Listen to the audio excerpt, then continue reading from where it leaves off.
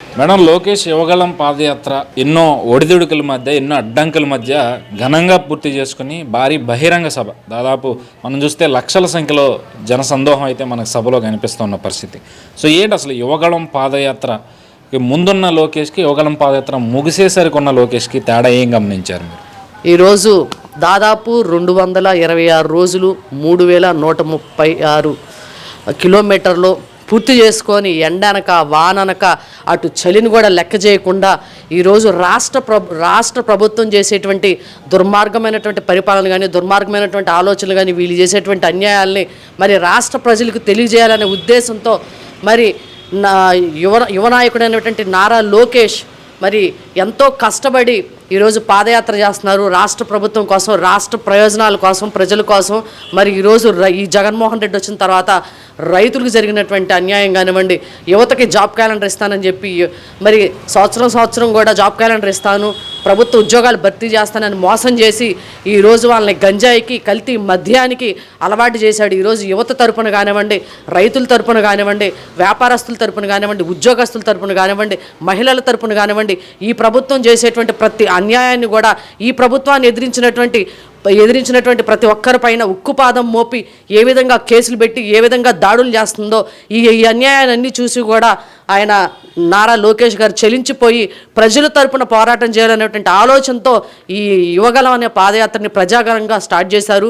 Start చేసిన దగ్గర నుంచి ఈ దిక్కుమాలిన ప్రభుత్వం జగన్మోహన్ రెడ్డి ఆయన దగ్గర మైక్ లాక్కోవటం, మరి పోలీసులను తీసుకొచ్చి ఆయన పైన దాడులు చేయటం, మరి సభలు నిర్వహించకుండా అనేకమైనటువంటి అవాంఛనీయ సంఘటనలకు గురి చేయటం, కనీసం ఆయన స్టూల్ పైన నుంచున్నా కూడా ఆ స్టూల్ కూడా లాగేయటం, ఎన్నో ఆయనకి అనేకమైనటువంటి ఇబ్బందులు కలిగించినా సరే అన్నిటినీ ఒక వారధిలాగా, ఒక సారథిలాగా ఆయన నిలబడి అడ్డుపడి ఈ ప్రభుత్వానికి, దుర్మార్గమైన ప్రభుత్వానికి బుద్ధి చెప్పుకుంటూ అడుగడుగునా కూడా ప్రతి నియోజకవర్గంలో ప్రతి ఒక్క ఎమ్మెల్యే కానీ చేసినటువంటి దుర్మార్గాలు, అన్యాయాలు ఎక్కడికెక్కడికి ఎండగెడుతూ మరి అవినీతులన్నీ కూడా పోసగుచ్చినటువంటి ప్రజలకి వివరిస్తూ ఈ ప్రభుత్వం ఇచ్చినటువంటి హామీలు ఏ విధంగా ఇవ్వకుండా అన్యాయం చేసి ప్రజల్ని మోసం చేసిందో ఆయన తెలియజేస్తూ ప్రజల్లో చైతన్యం తీసుకొస్తే ఈ ప్రభుత్వం చేసినటువంటి దుర్మార్గాలను ఎండగడుతూ ఈరోజు ఆయన ఎంతో విజయంగా ఈరోజు పాదయాత్ర ముగించుకొని వైజాగ్లో చేయటం చాలా గర్వకారణంగా ఉంది. రేపు వచ్చిన తర్వాత నారా లోకేష్ మంగళగిరిలో 1,00,000 ఓట్ల మెజారిటీతో ఆయన గెలవబోతున్నాడు. గెలిచిన తర్వాత యువతకు ఉద్యోగ అవకాశాలు కానివ్వండి, ఎవరైతే ఈ ప్రభుత్వం ద్వారా నష్టపోయారో ఎవరైతే ఈ అతి ఉత్సాహంతో ప్రభుత్వాన్ని గుప్పిట్లో పెట్టుకొని, పోలీస్ అధికారులు గుప్పిట్లో పెట్టుకొని ఎవరైతే అతి ఉత్సాహంతో కేసులు పెట్టారో వాళ్ళందరి వివరాలు కూడా ఎర్ర డైరీలో రాయడం జరిగింది. ఒక్కొక్కడికి అంకుశంలో రామిరెడ్డి గారిని ఏ విధంగా బట్టలు ఒప్పదీసి కొట్టించారో అలాగే ఈ జగన్మోహన్ రెడ్డి ప్రభుత్వంలో ఉన్నటువంటి ఎవడైతే ఎమ్మెల్యేలు కానివ్వండి, మంత్రులు కానీ అతి చేసినటువంటి ప్రతి ఒక్కడికి కూడా రామిరెడ్డి గతే పడుతుంది.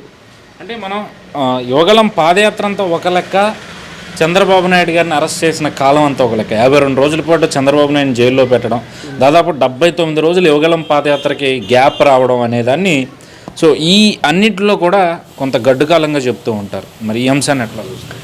నాకైతే గడ్డు కాలంలో అనిపించట్లేదు. ఎందుకంటే ఒక తండ్రి మీద నిందలు వేసి అబద్ధపు ఆరోపణలు చేసి కావాలని కక్ష గడితే ఈ దిక్కుమాలిన ప్రభుత్వం మరి ఏ విధంగా తన తండ్రిని కాపాడుకోవడానికి ఢిల్లీ దాకా వెళ్ళి మరి ఒక పక్కన లాయర్లతో కానివ్వండి, మరి ఒకవైపు చట్టంతో కానివ్వండి ఏ విధంగా ఆయన మొబిలైజ్ చేసుకుంటా ప్రతి ఒక్క లాయర్ దగ్గరికి వెళ్ళి మరి తన తండ్రికి అనుకూలంగా ఏ విధంగా ఉన్నటువంటి సమాచారాన్ని అంతా కూడా గ్యాదర్ చేసుకొని తన తండ్రిని ఎలాగైనా సరే కాపాడుకోవాలనే దృఢ నిశ్చయంతో ఆయన ఏ తప్పు చేయలేదు, అన్యాయంగా అక్రమంగా అరెస్ట్ చేసి జైల్లో పెట్టారు 73 సంవత్సరాల వయసులో అని మరి తండ్రి కోసం పరితపించినటువంటి వ్యక్తి నారా లోకేష్ ఈ జగన్మోహన్ రెడ్డి లాగా తండ్రి శవాన్ని దగ్గర పెట్టుకొని నన్ను ముఖ్యమంత్రి చేయండి అని సంతకాలు సేకరించడం కానీ, మరి నా తండ్రి జైలుకి వెళ్ళాడు నన్ను అధ్యక్షుడిగా ప్రకటించండి అని కానీ అలాంటి తప్పుడు ఆలోచన అనేది నారా లోకేష్కి లేదు. తన తండ్రిని కాపాడుకున్నాడు. మరి జగన్మోహన్ రెడ్డి లాగా మరి ముఖ్యమంత్రి పదవి కోసం ఆశపడలేదు, మరి ఈ జగన్ రెడ్డి లాగా తండ్రి పొద్దున్న చచ్చిపోతే ఎప్పుడుకో రాలేదు.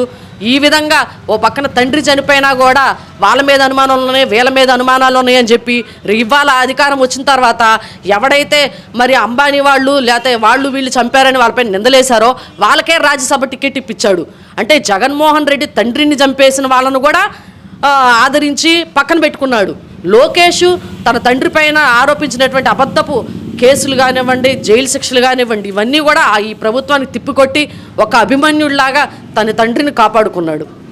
సో ఈ యువగళం మొత్తం మీద కూడా ఎర్ర బుక్ అనేది పెద్ద చర్చనీయాంశమైన అంశంగా మారింది.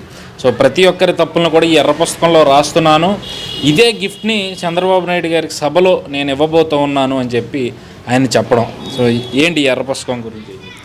అవునండి, ఈ ప్రభుత్వం వచ్చిన తర్వాత ఎంతోమంది అతిగా చేసి ఇంకా మేమే వీరులం సూర్యులం ధీరులం అని అధికారం 5 సంవత్సరాలే శాశ్వతం, అధికారం ఎవరి సొత్తు కాదు. కానీ ఈ వైసీపీ ప్రభుత్వం అధికారం వచ్చిన తర్వాత మిడిసి పడిపోయి మరి ఈ ప్రభుత్వాన్ని ప్రశ్నించినటువంటి ప్రతి ఒక్కరిని కూడా ఇల్లు కూల్చేయటాలు, దాడులు చేయటాలు, కావాలని టీడీపీ ఎమ్మెల్యేలని మరి కావాలని కేసులు పెట్టి జైలుకి పంపించటాలు, అక్రమంగా అన్యాయంగా వాళ్ళ ఆస్తులు కానివ్వండి ఇలాంటివన్నిటి కూడా దుర్మార్గమైనటువంటి పనులు చేసి అధికారాన్ని అడ్డం పెట్టుకొని అహంకారంతో చేసినటువంటి ప్రతి ఒక్కరి పేర్లు కూడా మరి లోకేష్ బాబు రాయటం జరిగింది.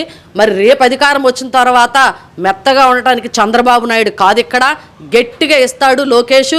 వచ్చేది లోకేష్. ఎవరైనా సరే ఎవరైతే అతిగా చేశారో, ఎవరైతే అధికారాన్ని అడ్డం పెట్టుకొని అన్యాయం చేశారో వాళ్ళందరినీ కూడా వదిలే ప్రసక్తే లేదు.